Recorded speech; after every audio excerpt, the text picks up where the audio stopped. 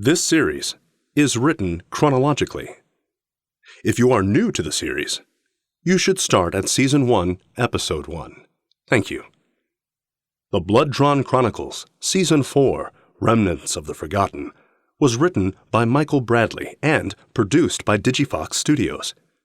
If you'd like to contribute towards our next season, titled Season 5, Origins Unveiled, please visit www.patreon.com/TBDC and take advantage of the awesome perks we have available, such as exclusive director's notes from every episode, concept art, plus bonus extra episodes, and more. As always, thank you for listening. And now, our story begins. Garlic was the scent of the town square. My nose was ensconced in its aroma. I noticed lit candles placed on the edges of every window in town. My eyes could not help but begin to irritate as I realized my predicament. Finding myself alone in the center of this imbroglio, he stood a good distance behind me and said, "The years my brother and I spent hunting together, we would often discuss the origins of the ones we were hunting. Little by little we connected the branches to the tree, which was rooted by the seven. Alacaster Claycar's root seemed the deepest, but now I've had a look at you and realized Mr. Lovejoy does not hold a candle to you. You are the fastest of them. You are the strongest of them, and rightfully so. You are the most powerful of them. You are the original, aren't you? They are but poor replicas of you, aren't they? You surpass all of their strengths, yet you do not harbor their weaknesses. You are the apex of all predators, the king of all monsters, the beast written of in Revelations." As he continues to spew his nonsense, I cut him short by saying, "I'm confused. Did Campeggio pay you to talk me to death?" "Patience, hell-born prince. We have all night, after all." "One of us does." "Humor is good. It makes death all the more easier." "Hardly. I've killed enough men to know. A quick death makes dying easy." "Is that how you want it, then? Shame. But have it your way." From his sides, he pulls out 2 iron guards, which he quickly equips over his knuckles. These guards were quite peculiar in shape. The pieces were shaped to fit around the knuckles.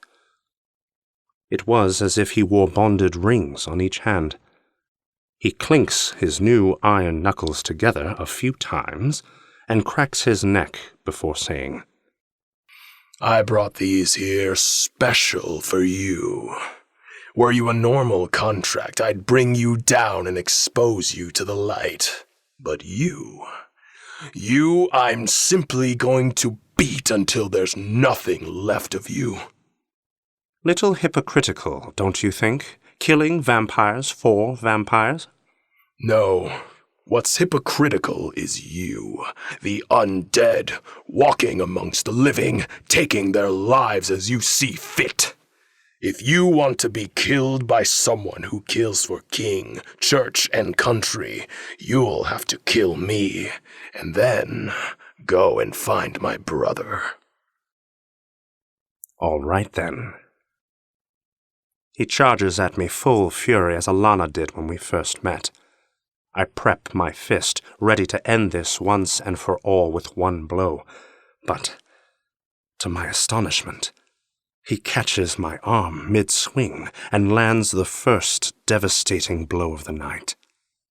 I fall to the ground from the impact of the hit he landed.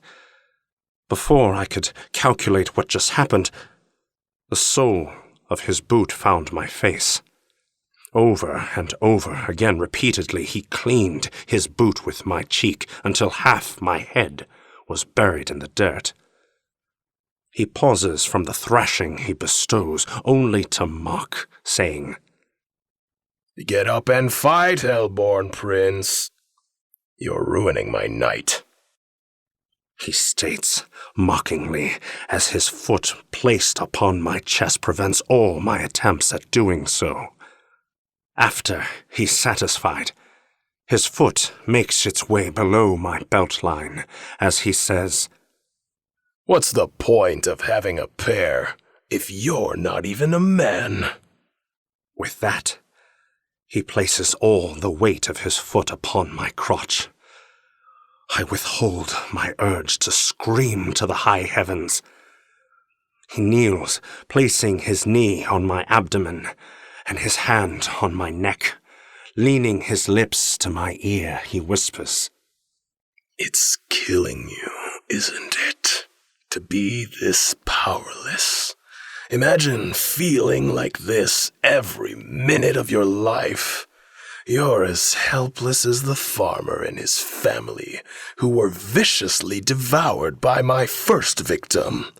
Or the little girl who went missing, only to be found torn to pieces by my 14th victim."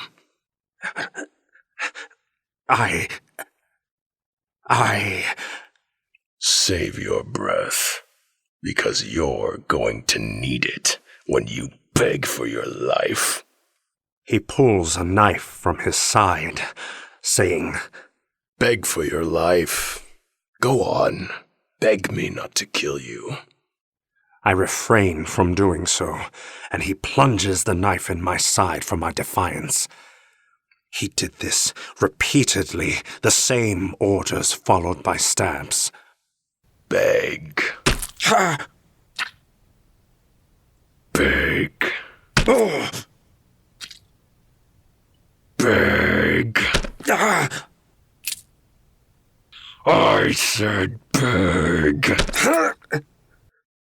He stands, and turning away from me, he says, "You're pathetic. I offered you a quick death, but you denied it. Now, Prince, now you will be broken. And then, when all hope has left you, only then will I allow you death."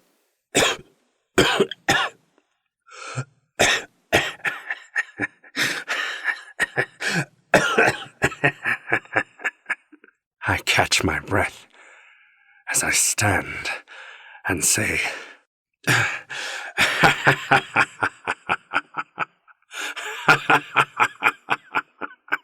"You mistake thinking that this is the first time being beaten to where my life hangs from a thread.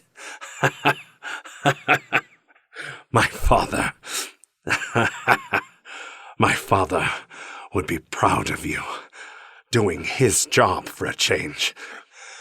I understand now what Lord Medamoru meant when he said, 'Breathe garlic, and you will bleed.' You knew it too. I commend you, but it won't save you." I'll say this much, Myrick. You can talk the talk. The denial is my favorite part. Just before the kill. This isn't my first time I've had my powers taken from me during combat. The Sabin do it all the time. I am willing to bet I have more Sabin heads mounted in my collection than you have vampires in yours. I was correct in assuming you mistook me for a more evolved vampire. But I am not. My aim is accurate because I have trained it. My mind is sharp because I have honed it. My body is strong because I have pushed it. I have earned my skill with sweat and blood. I am not a vampire, not by any definition of the word. I am what my father made me. And what is that?